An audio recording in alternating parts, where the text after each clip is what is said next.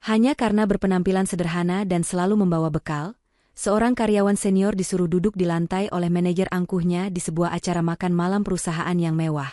Tapi, sang manajer langsung pucat pasi dan seluruh tubuhnya gemetar. Ketika CEO baru yang sangat mereka tunggu, tiba-tiba masuk, mengabaikan semua jajaran direksi, dan langsung memeluk karyawan itu sambil memanggilnya sayang. Selamat datang di Ken Arok Productions.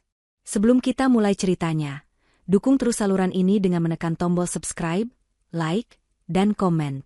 Bagi yang sudah subscribe, kami doakan semoga selalu dilimpahkan rezeki yang berlimpah, diberikan kesehatan yang paripurna, keberkahan dalam hidup, dan kebahagiaan yang tiada henti.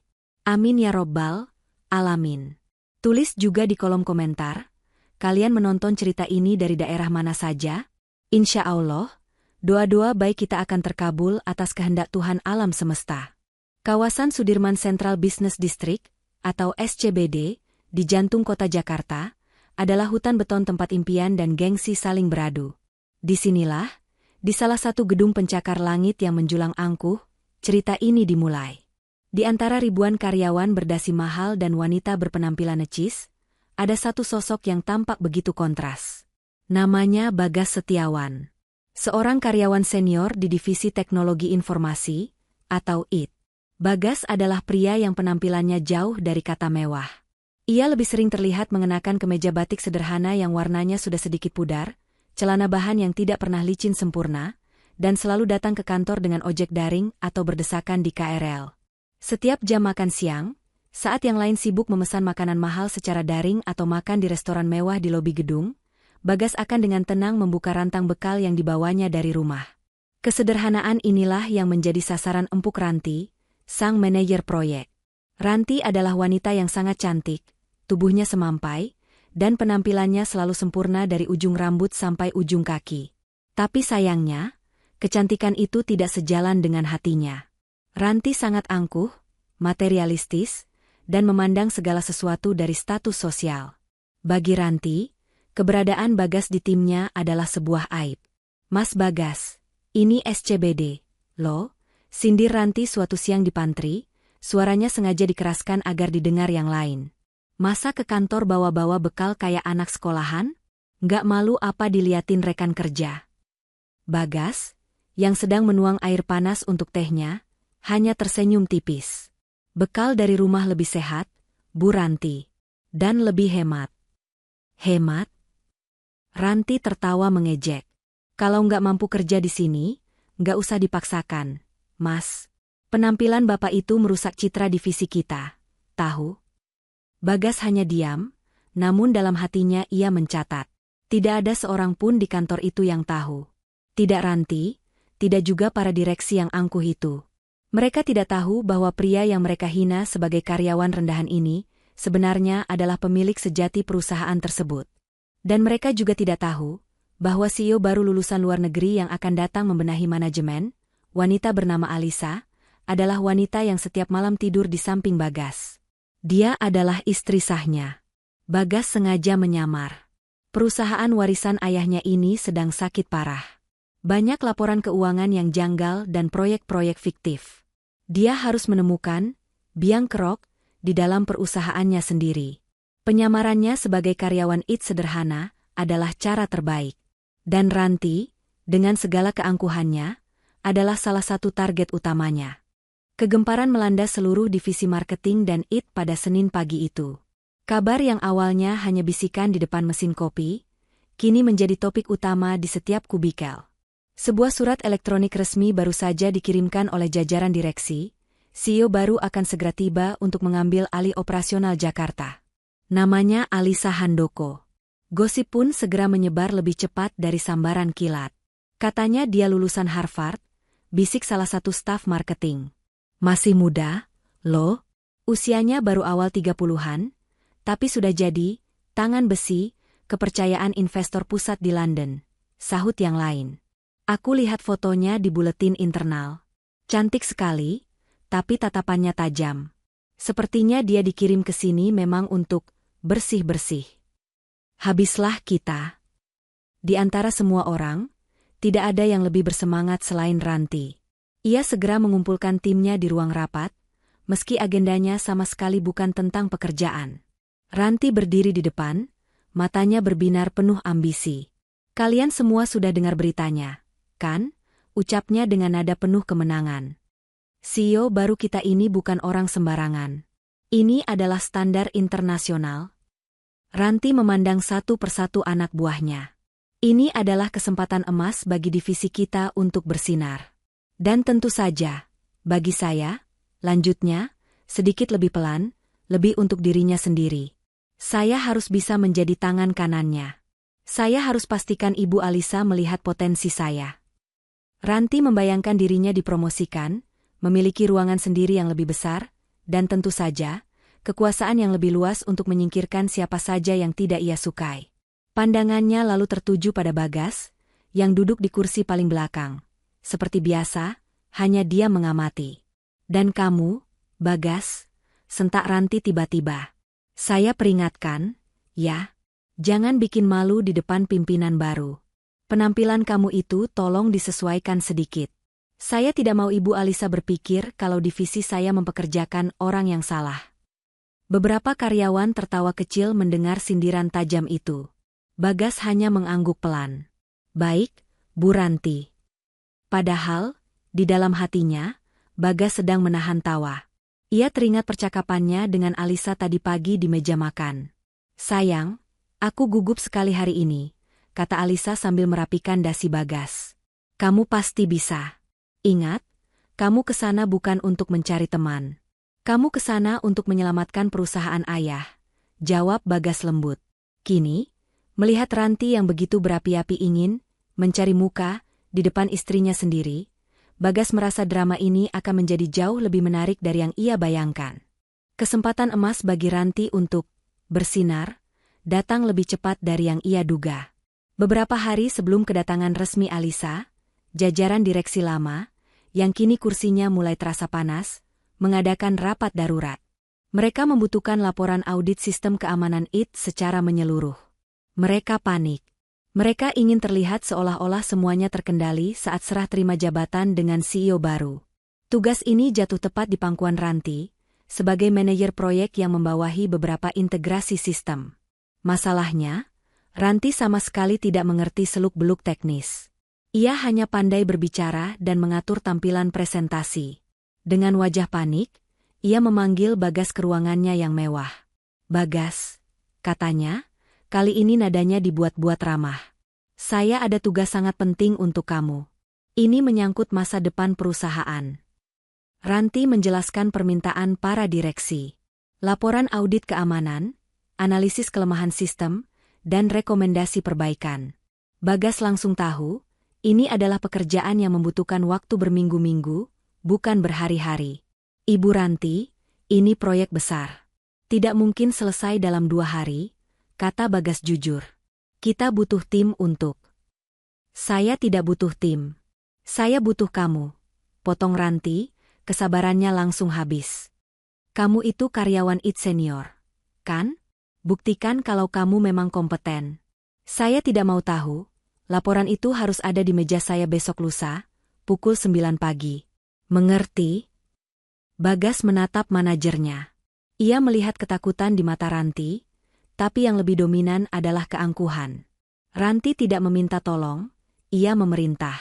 "Baik, Bu, akan saya kerjakan," jawab Bagas singkat. Selama 48 jam berikutnya, Bagas hampir tidak tidur. Ia bekerja dari mejanya di kantor, lalu melanjutkannya di rumah. Sebagai pemilik, ia tahu persis di mana harus mencari. Ia tidak hanya menemukan kelemahan sistem biasa. Ia menemukan pintu-pintu belakang yang sengaja dibuat untuk kebocoran data, yang mengarah pada beberapa proyek fiktif yang selama ini ia curigai. Tepat pukul 9 pagi di hari yang ditentukan, laporan setebal 80 halaman itu selesai. Lengkap dengan data, grafik, dan bukti-bukti digital. Bagas mengirimkannya melalui surat elektronik Ranti, lalu meletakkan salinan cetaknya di meja sang manajer. 1 jam kemudian, Ranti memanggil seluruh direksi untuk rapat presentasi. Bagas, tentu saja, tidak diundang. Ia hanya diminta bersiaga di luar ruang rapat. "Nanti kalau proyektornya mati, kamu cepat masuk," perintah Ranti. Dari celah pintu kaca, Bagas menyaksikan semuanya. Ia melihat Ranti berdiri di depan, mempresentasikan halaman demi halaman dari laporan yang ia buat. Nama Bagas telah dihapus, diganti dengan nama Ranti Puspita di halaman sampul. Para direksi manggut-manggut kagum.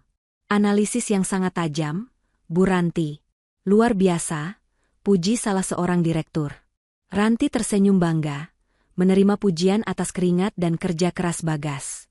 Bagas yang berdiri di luar pintu, hanya tersenyum tipis. Ia merogoh ponselnya. Ia sudah menyimpan berkas asli dengan penanda waktu digital. Ia baru saja menyerahkan sepotong bukti kejahatan Ranti, dan Ranti baru saja menandatanganinya dengan namanya sendiri. Audit sistem yang sukses, itu membuat nama Ranti semakin melambung di mata para direksi lama. Mereka memujinya sebagai manajer yang cekatan dan penuh inisiatif. Merasa di atas angin, Ranti kini memfokuskan seluruh energinya pada agenda terbesar, acara penyambutan CEO baru. Sebuah gala dinner, pesta makan malam mewah, direncanakan akan digelar di ballroom utama Hotel Mulia Senayan, salah satu hotel paling bergengsi di Jakarta. Ini bukan sekadar makan malam, ini adalah panggung politik kantor. Ranti, tentu saja, mengajukan diri dan berhasil ditunjuk sebagai ketua panitia. Bagi Ranti, ini adalah kesempatan puncaknya. Ia membayangkan dirinya menyambut Alisa di pintu masuk, duduk semeja dengan CEO baru itu, memperlihatkan betapa kompeten dan berkelasnya dia. Ranti segera mengadakan rapat panitia. Ia mengumpulkan staf-staf terbaik dari divisi marketing dan event. Dan entah bagaimana, di tengah daftar nama panitia inti itu, terselip satu nama, Bagas Setiawan. Rapat panitia pertama diadakan di ruang konferensi yang megah.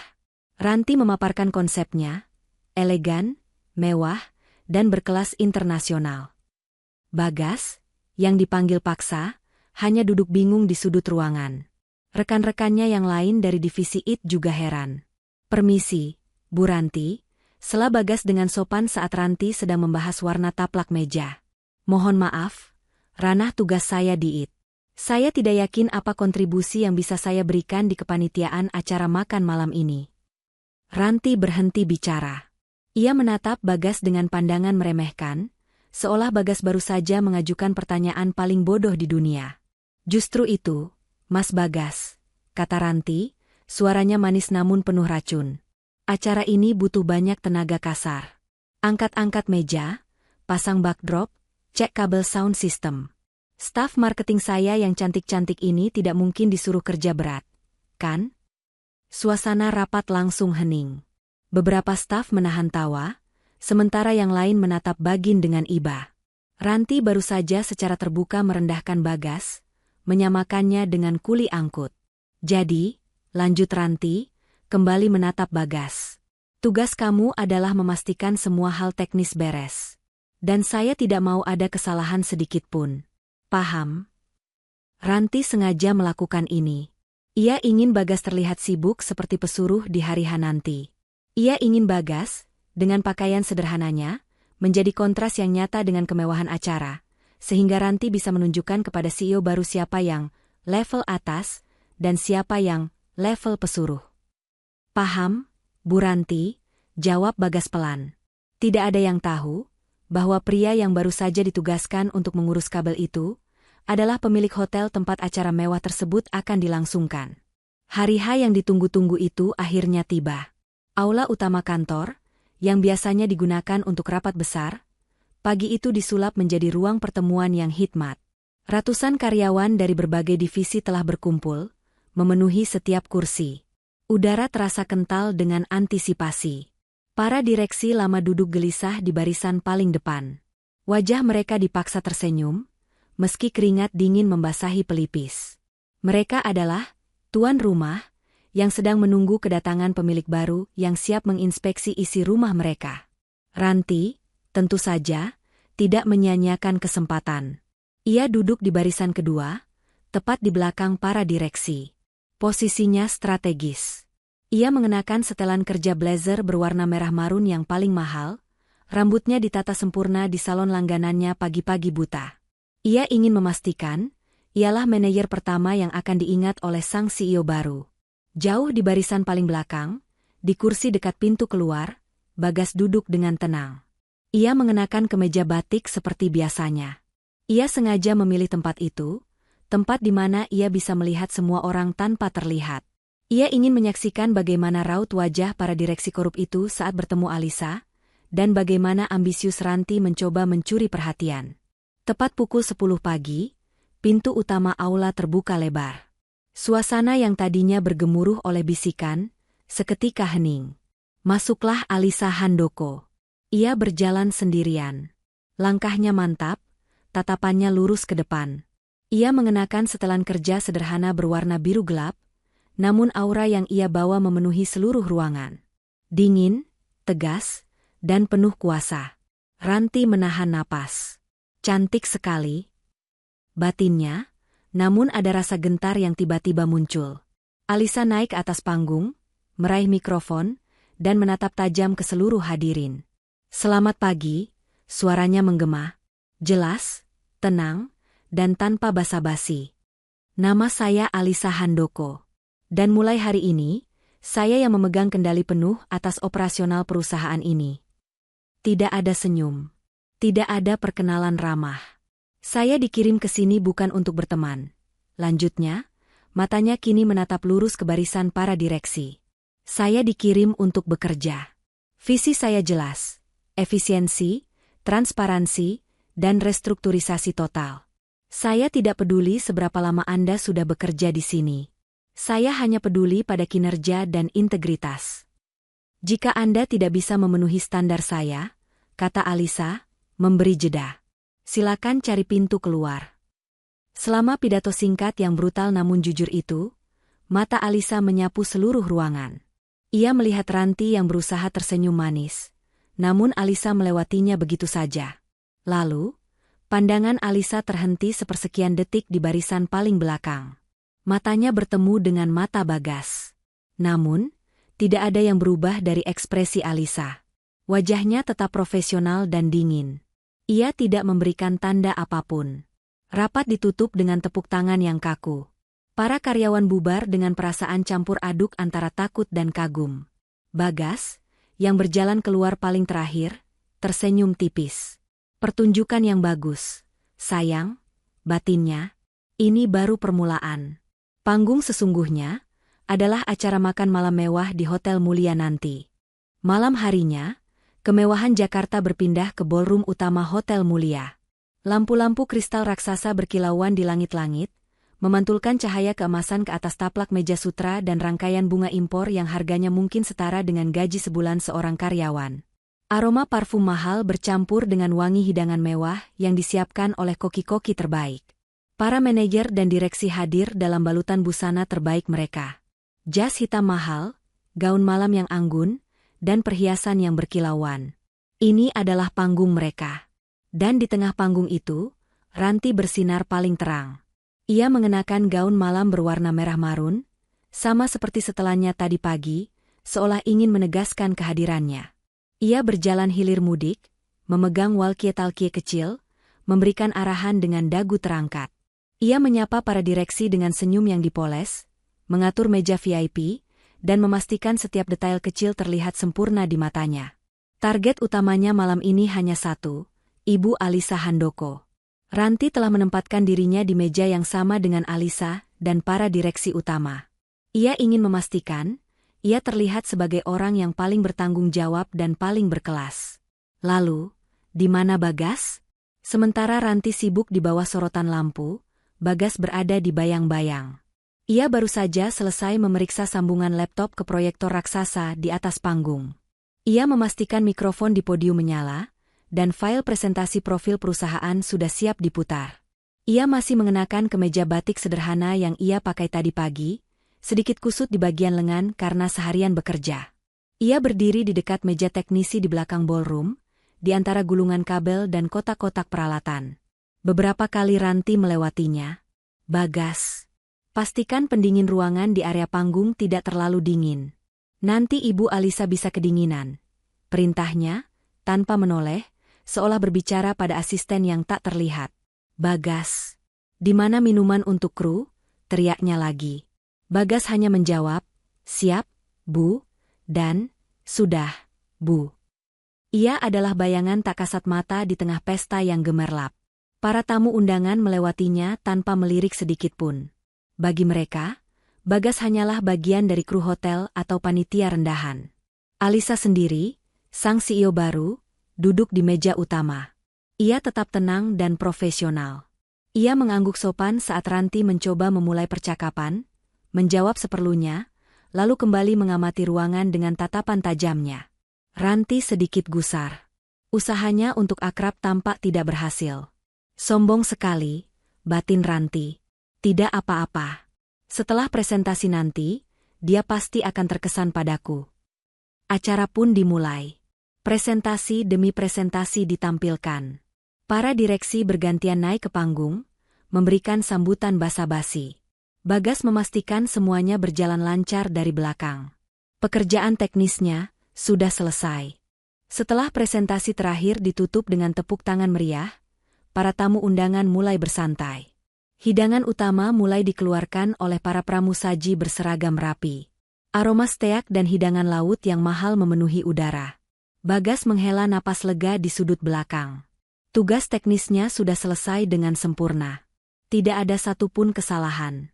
Ia mulai membereskan kabel-kabelnya, berniat untuk undur diri lewat pintu servis, mungkin mencari segelas air minum di area staf. Ia lapar dan lelah.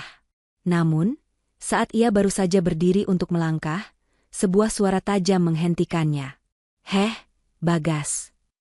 Itu suara Ranti. Manajer itu berjalan cepat ke arahnya dengan wajah kesal. Penampilannya yang glamor sangat kontras dengan tatapan matanya yang menghina. "Mau kemana kamu?" desis Ranti, suaranya pelan namun penuh penekanan. Ia tidak mau teriak dan menarik perhatian, tapi kemarahannya jelas. "Tugas saya sudah selesai, Bu Ranti. Presentasi dan sound system semua sudah beres. Saya pikir saya akan..." "Selesai katamu?" potong Ranti. Matanya melotot. "Acara ini belum bubar? Lihat." Ranti menunjuk dengan dagunya ke meja VIP. Ibu Alisa dan para direksi masih di sana. "Acara ini belum selesai sampai saya bilang selesai." Bagas terdiam. Ranti memandang Bagas dari atas ke bawah. Kemeja batik sederhana, celana bahan yang sedikit kusut. "Saya tidak mau lihat kamu berkeliaran di area tamu dengan baju kusut begitu. Itu bikin malu. Kamu merusak pemandangan pesta mahal ini." Bagas ingin membantah, tapi ia menahan diri. Ini adalah bagian dari ujian yang ia ciptakan sendiri.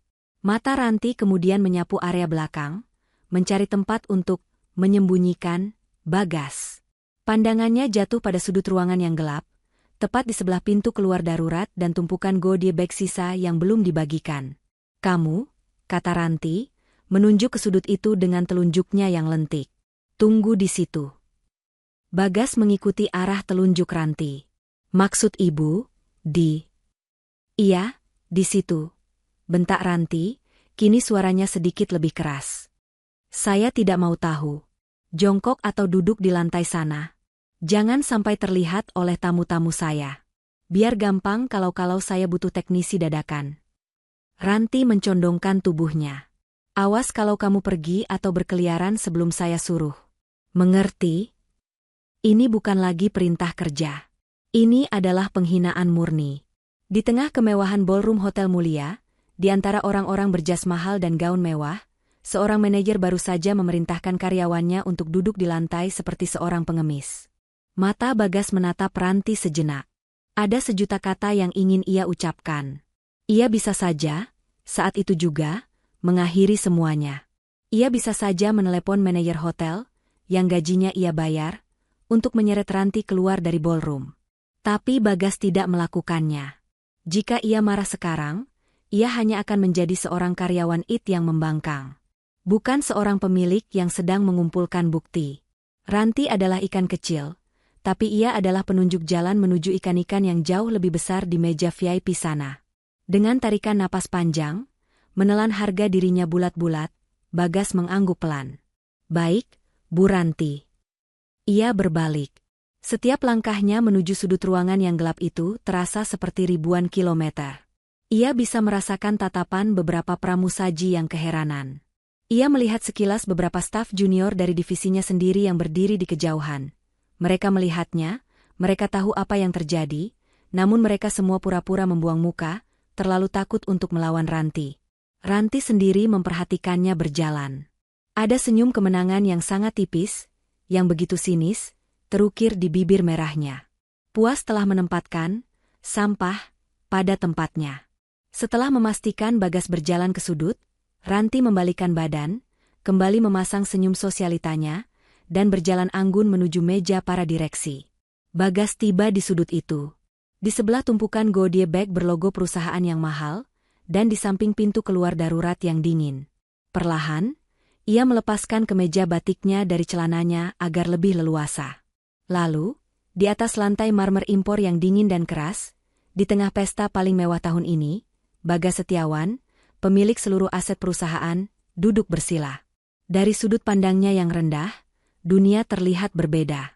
Ia tidak lagi melihat wajah-wajah angkuh. Ia melihat kaki-kaki. Kaki-kaki berbalut sepatu kulit Italia seharga puluhan juta rupiah, dan kaki-kaki berbalut sepatu hak tinggi yang berkilauan. Ia mendengar tawa mereka yang renyah, denting gelas sampanye, dan obrolan bisnis yang penuh kepalsuan. Dan di sana, di seberang ruangan, ia melihat istrinya, Alisa, duduk tegak dan berwibawa di meja utama. Bagas tersenyum miris. Ia lapar. Ia lelah. Dan ia merasa terhina. Tetapi, ia juga merasa sangat sabar. Ia tahu, setiap detik penghinaan yang ia rasakan ini, akan menjadi paku yang ia tancapkan di peti mati kesombongan Ranti dan kebusukan para direksi. Maka, ia pun menunggu. Duduk dalam diam di sudut yang gelap, menjadi bayangan yang tak dianggap. Di meja VIP, Ranti akhirnya mendapatkan momen yang ia tunggu-tunggu. Setelah hidangan penutup disajikan, ia memberanikan diri membuka obrolan dengan CEO baru. "Bagaimana pendapat Ibu Alisa mengenai acara malam ini?" tanya Ranti, suaranya dibuat semanis mungkin.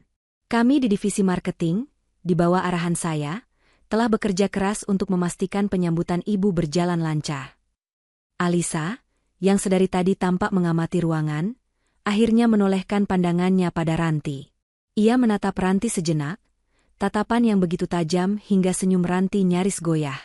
"Pestanya mewah, Bu Ranti," jawab Alisa datar. Suaranya dingin, kontras dengan kemeriahan ballroom. "Terima kasih, Ibu," sahut Ranti terlalu cepat, mengira itu adalah pujian. "Kami memang ingin memberikan yang terbaik untuk..." "Tapi saya tidak di sini untuk pesta," potong Alisa, tegas. "Saya di sini untuk bekerja. Dan sejujurnya, pemborosan seperti ini adalah hal pertama yang akan saya evaluasi." Wajah Ranti langsung menegang. Pujian yang ia harapkan berubah menjadi teguran halus. Para direksi di meja yang sama mulai berdeham, pura-pura sibuk dengan cangkir kopi mereka, membiarkan Ranti menghadapi peluru itu sendirian. "Tentu, Ibu. Maksud saya, ini hanya bentuk penghormatan," kata Ranti, suaranya terbata. Alisa tidak menanggapinya. Ia meletakkan serbet kainnya di atas meja. Ia tampak bersiap untuk pergi. Ranti semakin panik. "Ibu Alisa mau kemana? Acaranya belum selesai." Alisa berdiri. Gerakannya begitu tiba-tiba sehingga semua mata di meja VIP otomatis tertuju padanya. Ranti dan para direksi pun refleks ikut berdiri. "Acara ini selesai saat saya mengatakannya," kata Alisa. Ia tidak berjalan ke arah pintu keluar utama, tempat para tamu penting biasa lewat. Sebaliknya, ia berbalik dan mulai berjalan ke arah yang berlawanan. Ranti bingung. Ibu mau ke toilet? Biar saya antar." Ranti mulai membuntuti Alisa. Para direksi saling pandang, bingung dengan tingkah CEO baru mereka. Alisa terus berjalan, langkahnya mantap, melewati meja-meja tamu yang mulai menyadari ada pergerakan tak biasa. Ia berjalan lurus ke arah sudut ruangan yang gelap. Ranti, yang mengikutinya seperti ajudan, mulai merasa ada yang tidak beres. "Ibu, area sana area servis. Tidak ada apa-apa di..." Tepat saat itulah Ranti menyadari. Sudut itu adalah tempat ia menyuruh Bagas duduk. Jantung Ranti serasa berhenti berdetak. Langkah kaki Alisa akhirnya berhenti. Ia telah tiba di sudut ruangan yang remang-remang itu. Di sana, di bawah tatapan puluhan manajer dan direksi, di atas lantai marmer yang dingin, duduklah Bagas. Ia mendongak, matanya yang lelah bertemu pandang dengan mata istrinya. Ia tidak kaget Alisa menemukannya. Ia hanya kaget Alisa melakukannya di depan semua orang, saat ini juga. Keheningan yang tadi mencekam kini terasa menyakitkan. Wajah profesional Alisa yang dingin dan datar itu perlahan retak. Topeng CEO-nya luruh. Semua orang di ruangan itu, terutama Ranti yang kini berdiri kaku persis di belakang Alisa, melihatnya dengan jelas. Mata Alisa yang tadinya setajam elang, kini berkaca-kaca. Rahangnya mengeras menahan amarah yang begitu besar, hingga bahunya tampak sedikit bergetar. Ia mengepalkan tangannya di sisi tubuh begitu erat, hingga buku-buku jarinya memutih. Itu bukan lagi tatapan seorang CEO. Itu adalah tatapan seorang wanita yang baru saja melihat suaminya dipermalukan di depan matanya. Campuran antara keterkejutan, kemarahan yang meluap, dan rasa sakit hati yang mendalam. Badai yang tadi tertahan di balik matanya, kini telah tiba. Di belakangnya, Ranti akhirnya melihat apa yang Alisa lihat. Matanya mengikuti tatapan sang CEO, dan mendarat pada Bagas. Karyawan rendahan yang ia perintahkan duduk di lantai. Napas Ranti tercekat di tenggorokannya. Ia tidak bisa bersuara. Tidak. Batinnya, jantungnya serasa diremas. Tidak mungkin. Kenapa? Kenapa dia menatap Bagas seperti itu? Kenapa? Sebuah skenario paling mustahil, paling absurd, dan paling menakutkan yang tidak pernah terlintas di benaknya, kini mulai terbentuk. Wajah Ranti yang tadi tegang karena gugup, kini berubah menjadi pucat pasi. Lebih pucat dari taplak meja putih di hadapannya. Ia mulai mengerti. Alisa tidak sedang mencari toilet. Ia tidak sedang menginspeksi pintu darurat. Sejak awal, wanita itu berjalan lurus menuju Bagas. Seluruh ballroom yang tadinya ramai oleh denting gelas dan tawa, kini senyap. Ratusan pasang mata yang ada di ruangan itu serempak menghentikan aktivitas mereka. Mereka berhenti makan. Mereka berhenti bicara. Musik pengiring pesta pun perlahan-lahan mati, seolah sang operator suara juga merasakan ada sesuatu yang janggal di udara. Semua mata kini tertuju pada satu titik. CEO baru mereka, Alisa Handoko. Wanita itu berjalan melintasi lantai marmer yang mahal dengan langkah yang mantap dan berwibawa. Setiap ketukan sepatu hak tingginya di lantai terdengar begitu jelas, di dalam keheningan yang tiba-tiba tercipta. Ia mengabaikan Ranti yang memanggil-manggil di belakangnya. Ia mengabaikan tatapan bingung para direksi. Ia mengabaikan para tamu undangan yang terheran-heran. Wajah Alisa yang tadi dingin dan profesional saat di meja VIP, kini tak terbaca. Datar, namun ada badai yang terlihat di balik matanya. Ranti, yang beberapa langkah di belakang Alisa, mulai panik sungguhan. Keringat dingin sebesar biji jagung mulai muncul di pelipisnya, mengancam akan merusak riasan mahalnya. Ibu Alisa sungguh. Di sana tidak ada apa-apa, itu hanya pintu darurat. Suara Ranti terdengar gemetar, nyaris seperti bisikan ketakutan. Tapi Alisa tidak berhenti. Ia terus berjalan. Para direksi di meja utama kini berdiri kaku. Mereka tidak tahu apa yang harus dilakukan. Haruskah mereka mengikuti? Haruskah mereka diam? Mereka hanya bisa mematung, menyaksikan pimpinan baru mereka berjalan menuju sudut paling tidak penting di ballroom paling mewah di Jakarta. Seluruh ruangan kini menahan napas. Mereka semua bertanya-tanya. Apa yang dicari oleh sang CEO di sudut gelap itu? Waktu serasa berhenti berdetak di ballroom itu. Di depan mata semua orang, Alisa Handoko, CEO baru yang dingin dan ditakuti, lulusan Harvard, tangan besi, dari London, melakukan hal yang tak terbayangkan. Ia menekuk lututnya. Gaun mahal birunya menyentuh lantai marmer yang kotor oleh jejak sepatu. Ia berjongkok di depan Bagas. Jarak antara CEO di puncak hierarki dan seorang karyawan IT yang duduk di lantai, kini sirna. Bagas menatap istrinya. Ia bisa melihat kemarahan dan luka di mata Alisa. Ia menggelengkan kepalanya sedikit, seolah berkata, "Jangan di sini." Tapi Alisa sudah tidak peduli.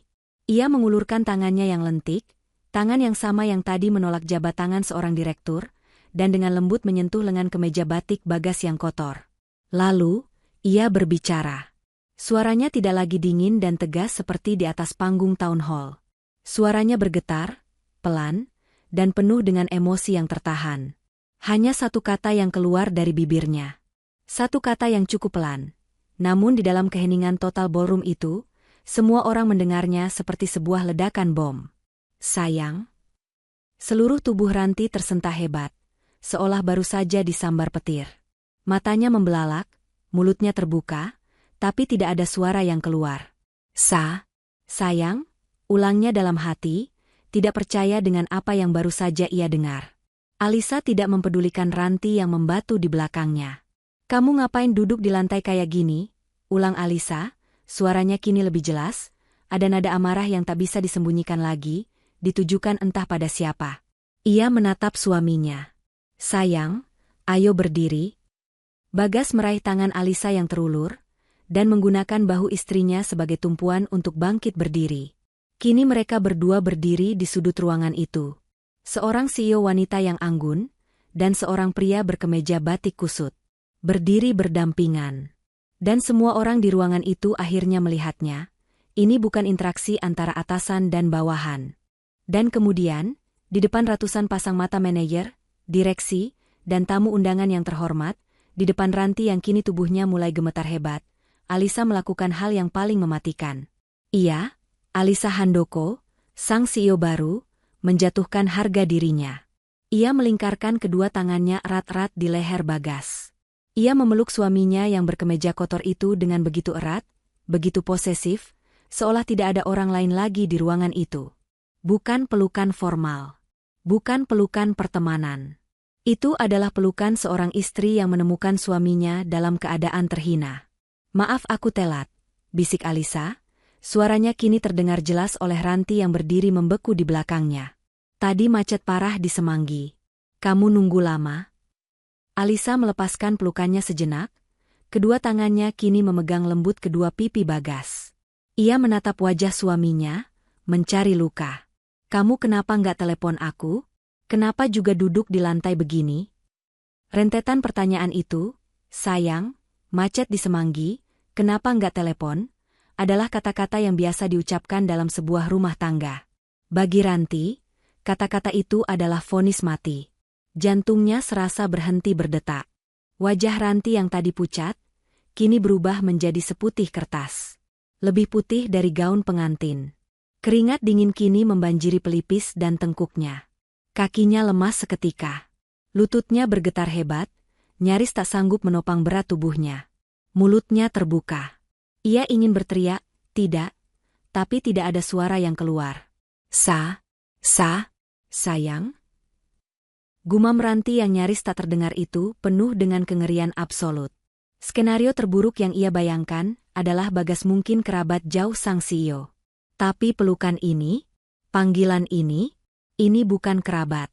Di seberang ruangan, para direksi yang tadi duduk gelisah, kini menegang. Mereka yang sudah puluhan tahun berkecimpung di dunia politik kantor, langsung bisa membaca situasi. Mereka tidak bodoh. Laporan audit sistem IT yang diserahkan Ranti, penyamaran Bagas sebagai staf rendahan, dan kedatangan CEO baru yang tiba-tiba memeluknya. Mereka semua saling berpandangan. Ketakutan yang baru, yang jauh lebih besar daripada sekadar audit biasa, kini menjalar di meja VIP. Ranti telah membuat kesalahan fatal. Dan ia baru saja menyeret semua orang bersamanya. Setelah memastikan Bagas baik-baik saja, Alisa perlahan melepaskan pegangannya. Aura rapuh seorang istri yang khawatir tadi kini menguap, berganti menjadi aura dingin seorang penguasa yang siap menghakimi. Ia menarik napas panjang, lalu berbalik badan. Gerakannya pelan, terukur, membuat setiap detik terasa seperti 1 jam bagi Ranti. Ranti masih membeku di tempatnya. Wajahnya yang pucat pasi kini basah oleh keringat dingin. Ia melihat tatapan Alisa yang kini terkunci lurus padanya. Itu bukan lagi tatapan CEO yang profesional, bukan pula tatapan marah seorang istri. Itu adalah tatapan predator yang telah berhasil memojokkan mangsanya. Perkenalkan, kata Alisa, suaranya kini kembali dingin dan menggema ke seluruh penjuru ballroom yang hening itu. Ranti tersentak mundur selangkah. Alisa melangkah maju 1 langkah, seolah tidak ingin Ranti melarikan diri. Di belakangnya, Bagas kini berdiri tegak, tangannya dimasukkan ke saku celana, ekspresinya tenang namun matanya mengawasi Ranti seperti seorang algojo. Ini, lanjut Alisa, menunjuk Bagas di sampingnya tanpa perlu menoleh. Adalah Bagas Setiawan. Ruangan masih hening. Suami saya. Sebuah desahan kolektif tertahan di tenggorokan ratusan tamu. Guncangannya begitu hebat. Jadi, karyawan rendahan itu adalah suami sang CEO baru? Tapi Alisa belum selesai. Ia menatap lurus ke mata Ranti, lalu menyapu pandangannya ke meja para direksi yang kini berdiri kaku seperti patung lilin. Dan alasan saya ada di sini, lanjut Alisa, suaranya semakin menusuk. Adalah untuk membersihkan perusahaan milik suami saya. Jeda. Dari orang-orang seperti Anda, Ibu Ranti. Kalimat terakhir itu menghantam Ranti seperti sebuah truk kontainer. Dua fakta baru saja diledakkan Alisa dalam satu tarikan napas. Suami. Dan pemilik. Bagas bukan hanya suami CEO. Bagas adalah pemilik perusahaan itu. Kenyataan itu terlalu berat. Lutut Ranti akhirnya menyerah. Tenaganya terkuras habis. Ia jatuh terduduk di lantai marmer yang dingin, gaun merah mahalnya terbentang tak beraturan di sekitarnya. Pemandangan yang sangat menyedihkan. Tidak mungkin. Ibu, saya mohon maaf, saya tidak tahu. Rintih Ranti, suaranya pecah, tangisnya meledak seketika. Riasan mahal yang ia poles berjam-jam kini luntur berantakan. Di seberang ruangan, para direksi gemetar. Direktur keuangan yang paling senior, yang paling banyak terlibat proyek fiktif, tampak memegangi dadanya. Mereka tahu. Audit sistem yang diserahkan Ranti kini menjadi bukti kejahatan Ranti yang paling nyata. Mempermalukan pemilik perusahaan secara langsung. Mereka tamak. Ranti benar-benar hancur. Ia terduduk di lantai yang dingin, gaun merah marunnya yang mahal kini tampak kotor dan kusam di bawah cahaya lampu. Tangisnya meledak tanpa bisa ditahan. Isakannya terdengar pilu, memecah keheningan ballroom. Maafkan saya, Pak Bagas. Ibu Alisa. Saya mohon ampun. Saya tidak tahu. Sumpah, saya tidak tahu.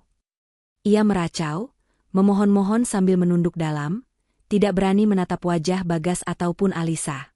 Semua keanggunan, kecantikan, dan kesombongan yang ia tampilkan sepanjang malam, luruh dalam sekejap, menyisakan sosok wanita yang putus asa dan ketakutan.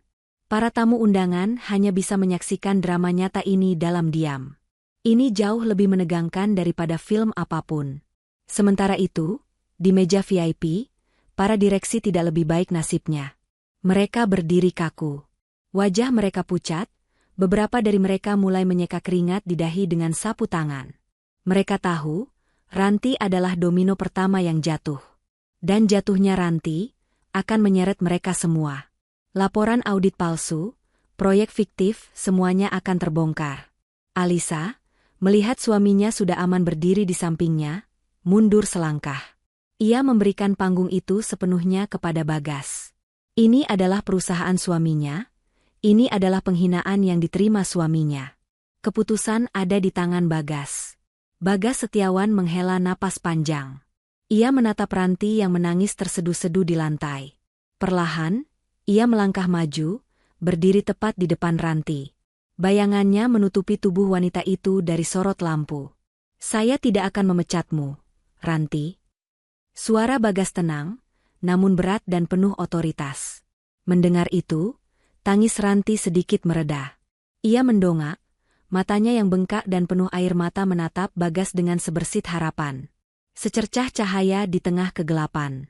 Tidak dipecat? Apakah itu berarti ia dimaafkan? Terima kasih, Pak. Terima kasih. Bisiknya, siap bersujud. Tapi, lanjut Bagas, memotong harapan Ranti seketika.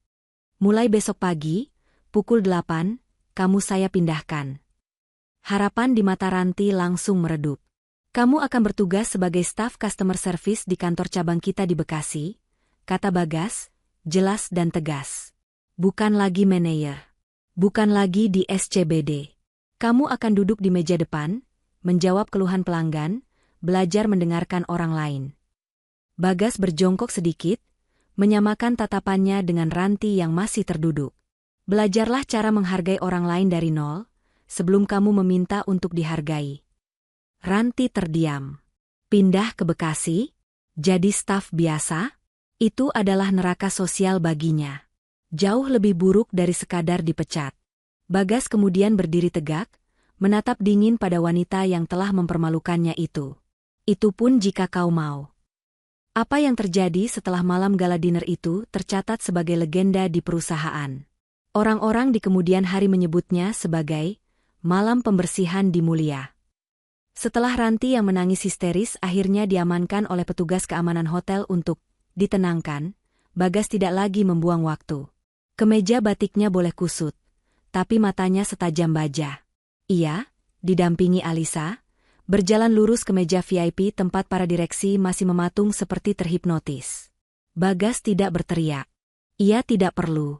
Ia hanya menatap satu persatu wajah mereka, dimulai dari Direktur Keuangan, Pak Herman, yang tubuhnya paling gemetar. Pak Herman, kata Bagas, suaranya tenang namun mematikan. Laporan audit yang tadi pagi Anda terima dari Ibu Ranti, itu sangat detail, bukan? Pak Herman menelan ludah, kerongkongannya terasa kering.